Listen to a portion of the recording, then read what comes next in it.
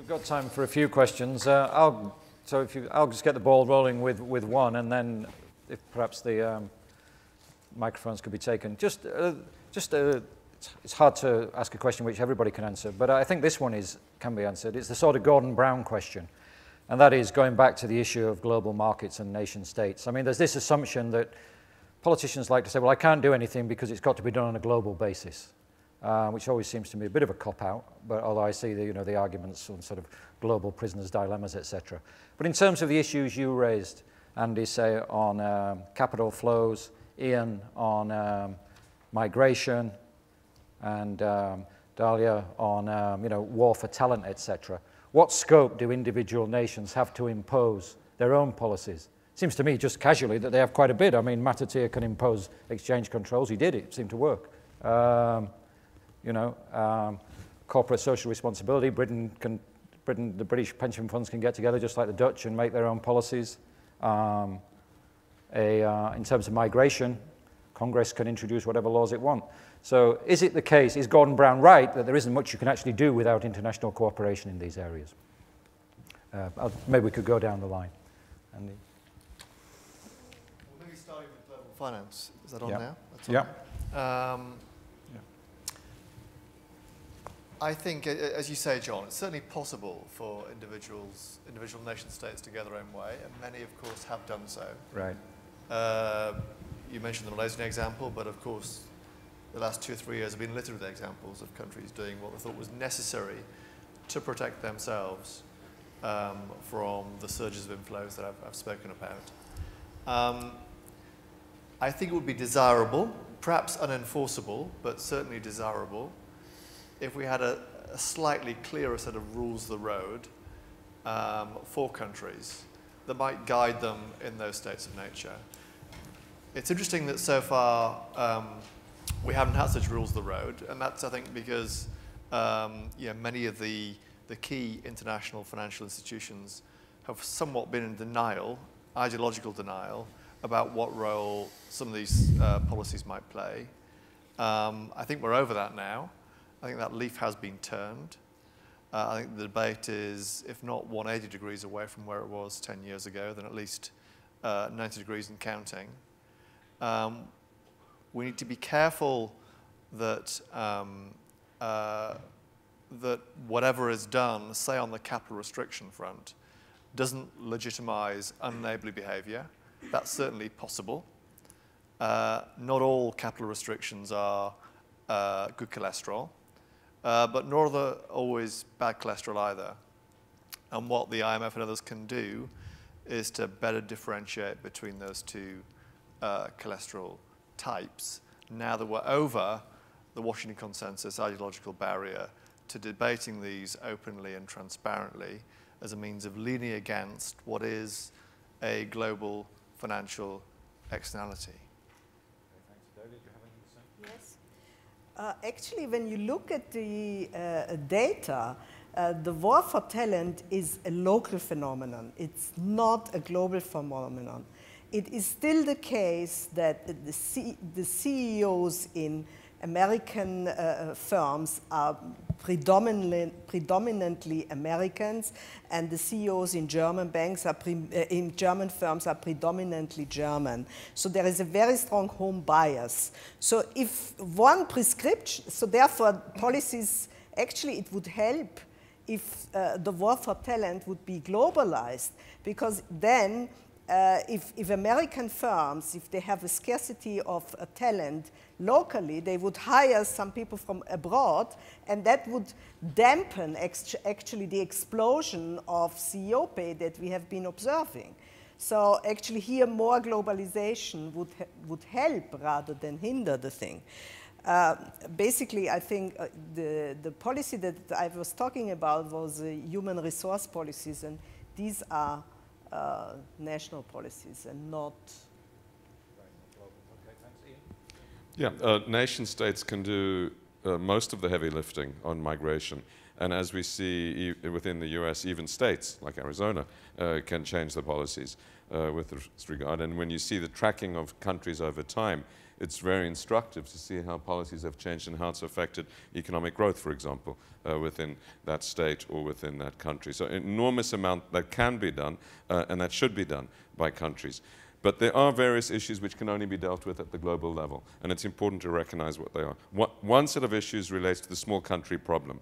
Malta, for example, cannot be left alone in dealing with its issues on asylum seekers. There's also intergenerational issues on this, that what might benefit a country in the long term, it might need help in the short term with managing, as in Greece or Italy, for example, now. Issues like pension portability need to be dealt with at the global level. Questions of asylum seeking need to be dealt with, otherwise you get gaming of the system through that. And of course, there's many issues around the data agenda which need to be dealt with at the global level. Okay, Marlene?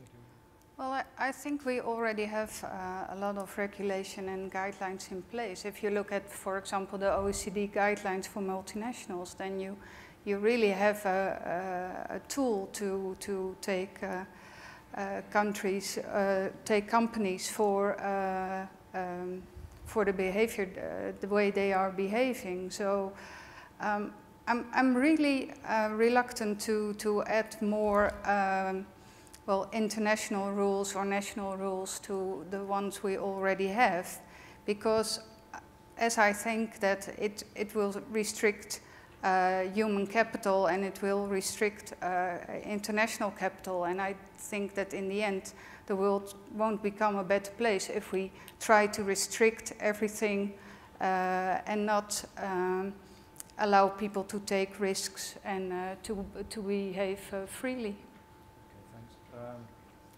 Question there, gentleman there.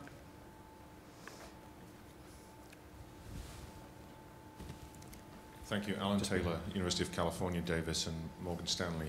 For Andy Haldane, another in a series of insightful, thoughtful papers with great empirical work, reaching a provocative conclusion, but you knew there was going to be a but. When I got to the end, I found I was in a different place. So looking back over the last 20 years, I think what's been the source of financial instability and over even longer periods, and I think of credit or debt instruments, the 1980s debt crisis, 1990s Asian crises, where foreign currency borrowing again. Then in the 2000s, debt gets turbocharged through derivatives and securitization, which very few people understood, with the exception of people like Gillian Tett on my left. And so, you know, to echo Ken Rogoff's point last night, maybe we just got too much debt. And you're painting a picture of a future in which we shift towards more equity, which has better risk absorption capabilities. And you're also telling us it's going to be flowing more across borders, so we get cross-border diversification too. And I sort of got to the end and thought, wow, this is fantastic. What's not to like? But you were a little more cautious in embracing that future. So what do you think? So I think, Alan, there's nothing between us on this. So what you said about the, you know, wouldn't it be desirable if we had a world of more equitized, if that's a word, capital flows, I couldn't agree more. It could be that is the direction of travel. I mean, if we look through history, as you know much better than me actually, we have had these waves. It was bonds in the 1920s, it was syndicated bank loans in the 70s and 80s, it was fancier stuff in the back end of the 90s. I do think there's a chance that if the sort of portfolio reallocation that I spoke about does happen, that equity could be a larger part, proportionally, of the flows that come hereafter. That was even true of the Asian crisis, actually. I think it's certainly been true of behavior over the last year or two. So I think you can paint a picture in which equity is a larger share. Relative to debt, that's a good thing, but it still comes with some costs that need managing if we're to avoid, you know, going through what we've seen previously through a different set of instruments. Okay, thanks. A chap in the second row here. Yeah. Well, there's two of you, so take it in turns. Thank you. I'm Arturo O'Connor from the Central Bank of Argentina. I thought there was a consensus around this room about the need for capital controls. And in fact, it's a consensus arising of the experience of financial globalization in the last couple of decades. And there is a stream of very solid work showing that both instability and also even to the point in a work by Rajan and a few other collaborators that shows that opening up to capital inflows is bad, is negative for growth directly. So on the basis of that, I find it totally justified that countries should resort to Article 6, Section 3 of the IMF Articles of Agreement, which were wisely introduced at that time in 1944, when it was very clear the destabilizing role of what used to be capital movements. So that countries should resort to that. Now, there is an initiative that was somehow mentioned in the last line of Mr. Haldane's presentation, which I find extraordinarily hypocritical, and the way in which has been presented to the media. On Wednesday, I'm sorry Martin Wolf is not here, at first page of Financial Times said something like, the IMF is giving ground in their opposition to capital controls. Now, the IMF cannot give ground or not give ground in opposition to capital controls because Article 6 of the Articles of Agreement says that countries can introduce capital controls as long as they don't affect the current account. Right. It's a totally ideological thing and quite extraordinary because a few of the most convincing work produced about the negative effect of opening up the capital account came directly from the research department of the IMF. Right. So there is this initiative which instead